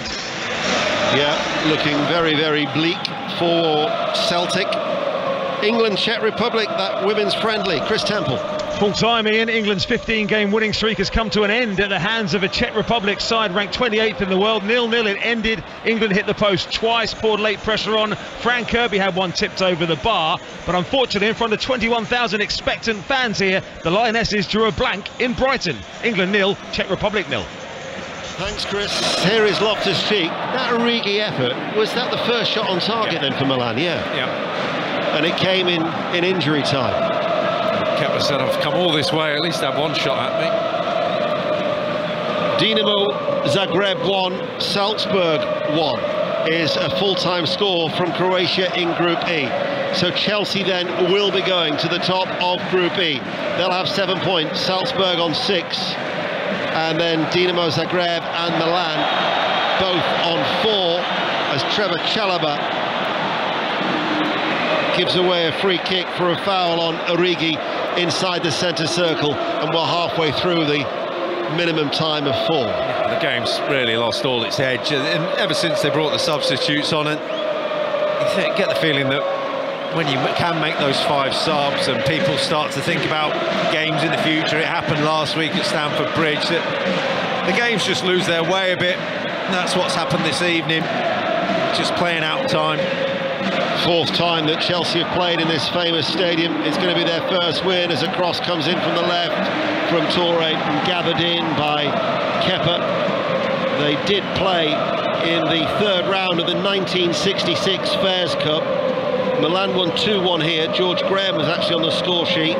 He actually was on the score sheet at Stamford Bridge that Chelsea won the return 2-1. There was a replay. It finished 1-1 here, and then Chelsea advanced on the toss of a coin and then actually lost to Barcelona that year in the semi-final of the Fairs Cup.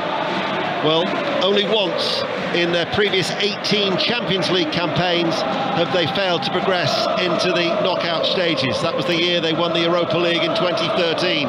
They're on course for the knockout stages once again. Pivotal wins against Milan, back-to-back. And now they're coming forward with Loftus-Cheek to the edge of the area, to Azpilicueta, back to Loftus-Cheek, strikes his own player, rebounds to Gallagher, saved by Tatarusanu, flags up anyway. Tatarusanu with a save to deny Conor Gallagher as Chelsea look for that 3rd goal in injury time, 2-0. Yeah, terrific play again, it's Kovacic again. It's just can they find that final shot away, and Kai Havertz making a run, inadvertently blocks a shot and is offside at the same time. But tired bodies everywhere. And the referee has blown the full-time whistle. And Chelsea's unbeaten run under Graham Potter continues. Back-to-back victories against the Italian champions. And Chelsea are on course for the knockout stages. Both goals coming in the first half. After Tomori was sent off for a denial of a goal-scoring opportunity, Jorginho converted the penalty after 21 minutes. Aubameyang then added a second 13 minutes later. Chelsea created further opportunities as they completely dictated against the 10 men who only had their first shot on target in injury time. Chelsea now, with Graham Potter, 4 wins and a draw in his 5 games in charge. It's finished.